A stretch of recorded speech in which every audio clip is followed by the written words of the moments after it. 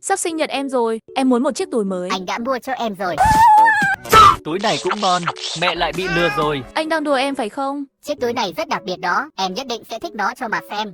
Em không thích nó sao? Chiếc nhẫn này đúng là món quà chân thành. Mẹ bị lừa rồi. Mẹ bóc đồ ăn cho con đi. Được rồi, để mẹ lấy đồ ăn cho con nhé. Sao lại hôn nhau thế này? Ôi trời ơi, cay quá, cay quá. Anh ơi lấy cho em cốc nước. Đợi anh một chút. Đây rồi, nước đây. Anh dám lấy nước ở thùng rác cho em Thì à? sao, em không thích à? Thực ra thì lấy đồ trong thùng rác không phải xấu đâu.